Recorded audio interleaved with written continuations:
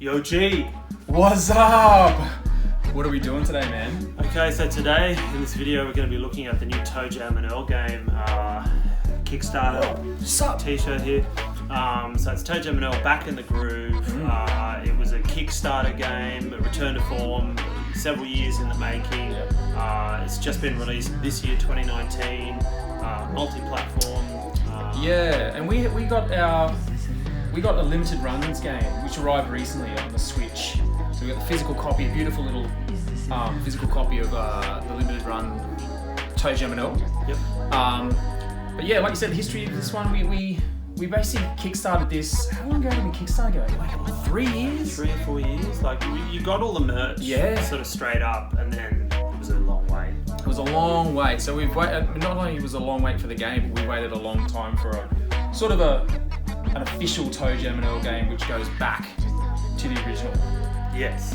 There's been others, but this one plays on its strengths of the first game. Yeah. It aims to be. Yeah. Everything was great about what the it first did so well. The fans for a long time have wanted a return to form. After a few games that sort of veered away from that winning sort of formula. So for that reason alone, we don't normally do reviews, like technically a review out of 10 or something like that. But we actually are going to review this one because we feel like we are experts in the Toejam and Earl field. We even put a Toejam and Earl speedrun up that we did very early on when we started doing these. Yep. We've been playing this game together for 20 plus years. Yeah, coming up to 20. Yeah. For sure. So if anyone can review it, maybe we're the man to do it. Yeah, if it wasn't for Toejam and Earl, it might not be a dead. Yeah, totally. So I guess we talk about how we're going to break it down. So we're going to break it down. We thought about how we could break down this review, and we went with the obvious ones, which is graphics or the art style, gameplay. We went with the soundtrack. Yep. And the fourth one we just thought is a little bit different to review it from a normal review would be reviewing it from the point of a fan versus a first timer. Yeah. Which is a big difference if you're playing this game. So we'll get to that. So I guess the first thing, man, let's get into the parts. So the first thing we decided to review was the graphics. Yeah. What do you think of the art style? Well, I mean, firstly, it's not a game you're going to get for the AAA graphics. Probably not. As a disclaimer. Probably not. So, yeah, it's competent. The art style is more like a new school sort of reworking. They haven't gone the retro pixel sort of 16-bit style, which a lot of games are. No. They never decided to do that.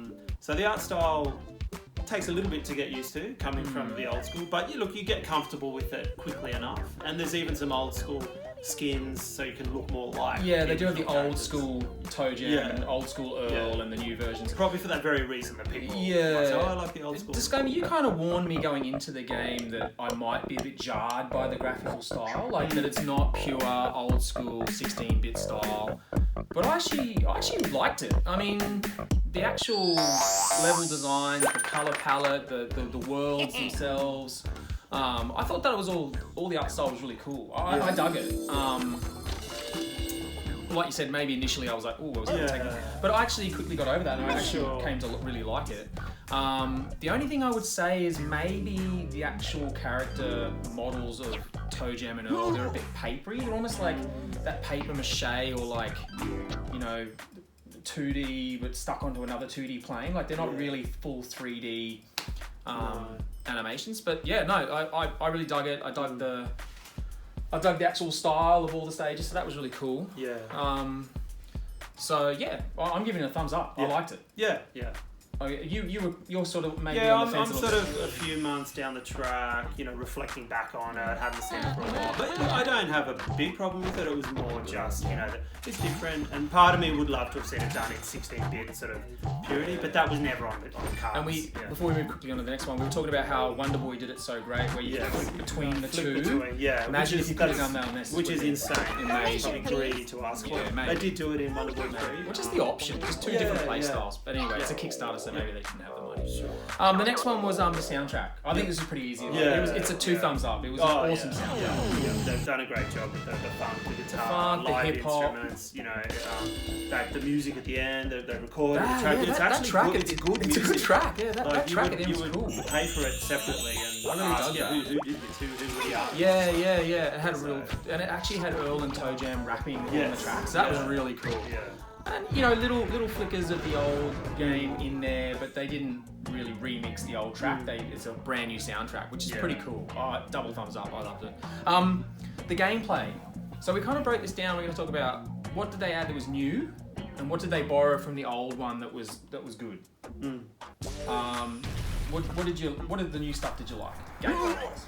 Well, I mean, it was a return to sort of the old style, but they've brought in all the elements from Toejam and Earl 1, Toejam and Earl 2. I mean, obviously the online player is a big new sort of feature. That's new. I mean, Toejam and Earl 3 had that on the Xbox, but that was difficult to do, and of course you can't do it anymore because that's service closed.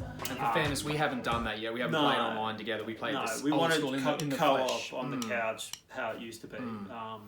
So yeah, I think it's oddly it's a return to the old school, but mixes in the best parts of 1 and 2 games. They did take a lot of the old elements from 1 and 2.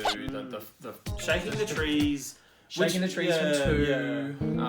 Which arguably is not totally necessary. No, I kind of said that. It felt a bit unnecessary, but it's a cool feature. It's there, and you did it all the time in number 2. The hyperfunk zones were back, the dances were back from number 2. The music rhythm bit. Obviously, the majority of the gameplay is in the style of number 1, but they've added number 2 elements to it. Yeah. I like the idea that the wise guy was always on the stage. He was a permanent fixture. And he was there for promotion this time to promote it, whereas they were automatic. Automatic last time, so that was interesting. I like the fact that the map was in the bottom of the screen all the time. When you play 2 player, so you were forever pausing and stopping the other person from playing. So it's like they've addressed any niggles from the first game, of which there aren't many, but it's just for ease of use and streamlining the experience. They've addressed that. The new Earthlings were cool. Yeah, I like some they were updated for contemporary. The kid that was distracted with his mobile phone and just texting and bumping into you was really cool. I like that one. And the super fan, from the convention. Yeah, that was cool. What was the other one that was really good? Along the lines of the super fan. I can't remember, the alien lover. Yeah. The photography. Oh my god, an alien! Yeah. She just stun you with this flash. Definitely. The weird baby with the tentacle hair. There was some. So you can looking for a hug. They kept some of the old ones. Boogeyman's back. Yeah. The ice cream trucks, the tornadoes. The best enemies from the 1 and 2, the first, the second game, like the jackhammer guys, the cow that can possess you. Yeah, as well as some new ones, as well as some old ones. Yeah, can't fault the enemy design. Present system, the whole present system was there. Yes. There's a few new presents, and they kind of actually seem to take the place of the old ones. There's not as many of the old presents. Yeah, we're not using the high tops as much. High tops, you don't need as much. Swings Slingshots, like you said, Icarus swings. You'd be praying for Icarus swings, but you got them once, but we didn't care. It wasn't a killer. So that was interesting. But yeah, it's mostly a mix of new presents, new Earthlings on the. And there's broken presents and presents you can fix. And, or you can use the broken one, and there's a little meter that might be good or bad. And hyped up presents was a new one too. So they on certain stages they take a present, say a high top or a food, and they super amp it for that stage only, which was an interesting thing. So you had to use it on that stage, or you lose the benefits of it. So that was a cool little feature. I dug that. Yeah, it forced you to using presents. And the meter that shows you how long your present's going to last for. So you get that feedback, and it would pause it in the elevators. Yeah. Although not in the hyper. No, not in the hyper. Maybe it's been patched. Let's quickly move on. We want to be quick. Let's talk about your thoughts of playing this game as a fan versus playing this game if you were coming in cold. Is it for everyone? Well, look, I think as a fan, it's a dream come true. I think so. It ticks every box straight away at home. We played it for the first time together today and beat it. All 25 levels. Yeah, it's just like riding a bike. It's really made for the fans. I think ticks all the boxes. As a new person, what are your thoughts?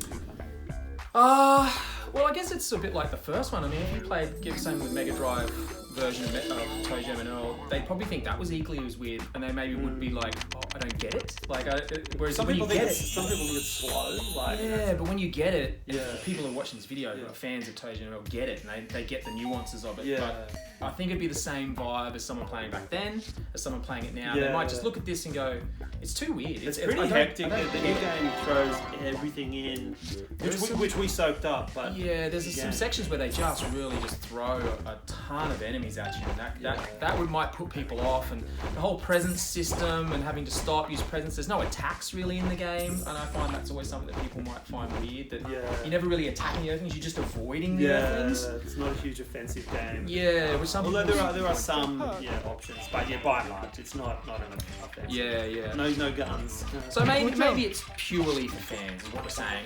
Maybe there might be a few people out there that get it, but I think this is a fan service game. This was made for fans of the game, by fans of the game. And to see our names, in the credits, That was really cool. Wow. Yeah. And that song that it's meeting Lamont and the whole sort of process. Yeah, that was really cool. And incentives to replay, to unlock more characters, to unlock the power hats, and they've done a really good. 100%, yeah. It exceeded my expectations. I've been putting it off because I had the game and I didn't know what to expect. I was hoping it was going to be good, but I was kind of worried that it wasn't going to be. But it exceeded my expectations. So I guess that leads into a review. Like let's give this a score out of 10 boom boxes. Yep.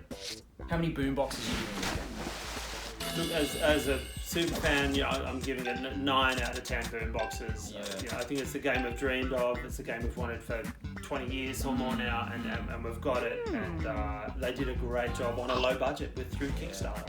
I'm going to go the same. It's not perfect, but it's as close to going and getting a sequel that we always wanted, but 20 years later, 20 plus years later. I'm giving a solid 9 out of 10. Man.